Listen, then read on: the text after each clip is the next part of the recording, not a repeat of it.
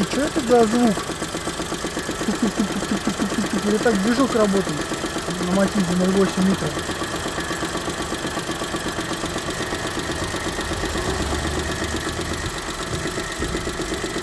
На холодную нормально все, потом прогревается, как начинает работать.